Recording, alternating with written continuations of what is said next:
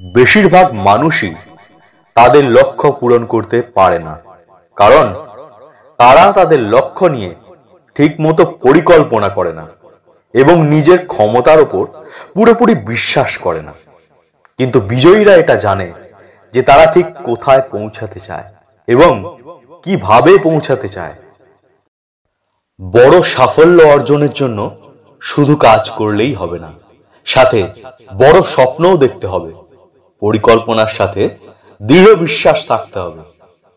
একজন মানুষের অর্জন কত বড় তা বুঝতে হলে এটা দেখো যে সেই মানুষটা অর্জনের পথে কত বাধা পার করে এসেছে।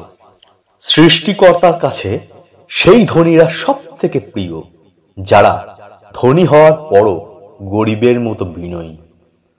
সাধারণ মানুষ তাদের ক্ষমতার 25% দিয়ে কাজ করে।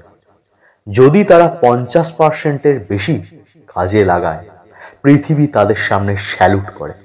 আর যারা 100% দিয়ে কাজ করে, পৃথিবী তাদের সামনে মাথা নত করে। অতীতকে তুমি কখনোই বদলাতে পারবে না, কিন্তু তুমি চাইলে বর্তমানকে ব্যবহার করে ভবিষ্যৎকে বদলাতে পারো। সুখ আর দুঃখ একে অপরের সাথে সম্পর্কিত, ঠিক যেমন গোলাপের সাথে কাঁটার সম্পর্ক।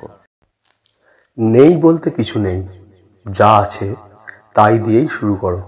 যা নেই তা পেয়ে যাবে। কোনো কিছু যদি সত্যি তোমার কাছে গুরুত্বপূর্ণ হয়, তবে তুমি তা করবেই। কোনো বাধাই তোমাকে থামাতে পারবে না।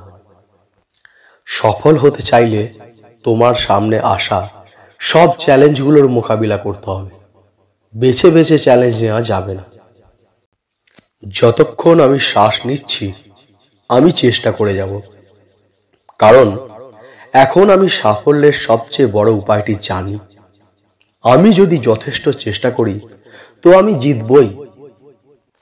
একটি যুদ্ধ জয় করার জন্য তোমাকে একবারের বেশি লড়াই করতে হবে।